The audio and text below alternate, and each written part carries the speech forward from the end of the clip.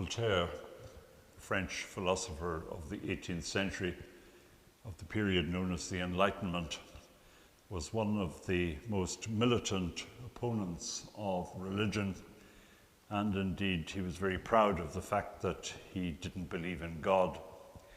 Nonetheless, there were many people in France and in Germany, where he also lived, who were anxious to convert him without success. And he's still quoted, indeed, by the philosophers of our day who criticize religion and debunk belief in God. But there's a very amusing story about Voltaire on his deathbed at a place called Ferney, which is a suburb of Geneva. His well-meaning friends who were still with him as he was dying thought it might be a good idea to get a priest. And so they did finally summon a priest, who entered into Voltaire's bedroom and said, "Monsieur Voltaire, do you not think this is a good time to reject the devil and embrace God?" And Voltaire rather wittily remarked, he said, "I don't think it's a good time to be making enemies in any quarter." Well, we Catholics have a very strong idea about deathbed conversions.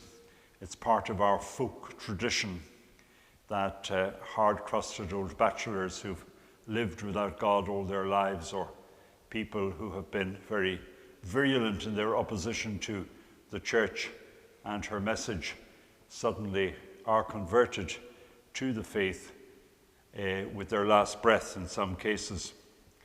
And I have to say, as a priest, with now some years of experience behind me, that there is no moment more moving than being called to the deathbed of a parishioner or somebody who is in imminent danger of death, and administering the sacraments to them.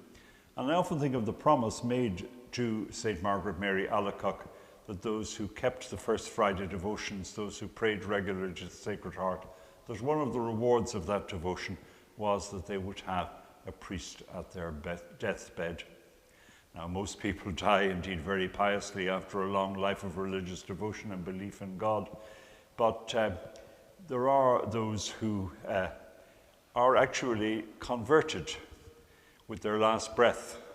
They embrace the faith, they become reconciled to God, they acknowledge a life perhaps sinful, perhaps heedless of religious faith, and are converted at that moment. And I labour that point a little because the parable which Jesus told, and we heard in today's gospel, that one of the workers of the 11th hour in the vineyard, the master of the vineyard who recruited men to work and gather in the harvest, who started at 9 in the morning, and then he found men who were willing to start at 11, and then some in the mid-afternoon. And then finally, as the sun was setting with an hour's work still to be done, he recruited some men who were standing round unemployed and gave them a job of harvesting the grapes. And then when the reckoning came, he paid them all equally. Outrageous, a trades unionist would say. And indeed, many of us feel that there was something unjust about this too. We're usually paid in function of the number of hours we work, the quality of our work, the quality indeed of our qualifications as well. And the recent BBC salary scale, which was printed in all the newspapers a day or two ago, indicates that in fact not all labour is rewarded equally, but somehow that the bargaining leads to an amount being established which somehow represents value for the employer, and certainly indeed is appreciated by the employee. But we're used to living in a world of zero contracts, of very discriminatory pay scales against people on the basis of gender, race, or whatever it may be. And this is the world in which we are living 2,000 years after the times of Jesus of Nazareth and the sort of trade and employment relations which are highlighted in this parable. But the message there is not one about social justice.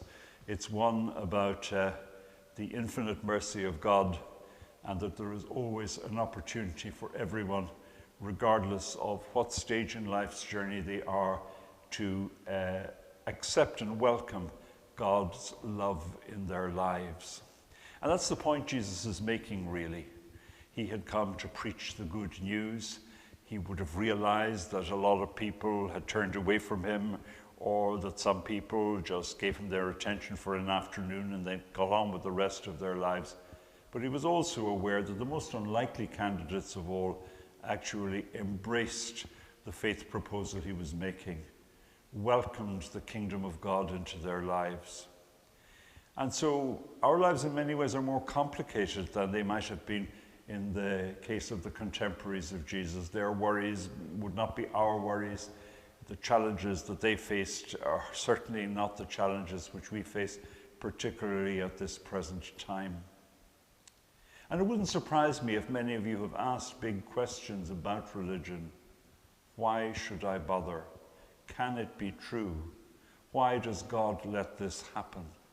And these are very contemporary questions at a time when religious belief is not universally shared. And yet we profoundly believe that the God who is revealed to us in and through Jesus Christ is a merciful one, is a loving Father who treats us as children, who gives us the liberty to live our lives as best we see fit, but who deeply desires that we somehow live according to his law and to the vision which, particularly through the teachings of Jesus of Nazareth, he has shared for our well-being. And many of us in this time, we do think perhaps of the end of the journey for ourselves. We do think that we perhaps need to make amends for the things we've done wrong, make up for the carelessness of our youth. Some of us are even like St. Augustine, who say, "Oh Lord, please, please convert me, but preferably not today." But the time of conversion is now. "I will come," the Lord said, "like a thief in the night." And so the best thing is to be ready, but in the knowledge, as that parable we've heard of the vineyard and the workers of the 11th hour. God's mercy never gives up. And if we do convert, if we do embrace the gospel, if we do attempt to live in the way which we know is in accordance with the teachings of Jesus and promises the salvation of our soul, then the time is now. And the joy that we will receive through embracing the gospel is incomparable.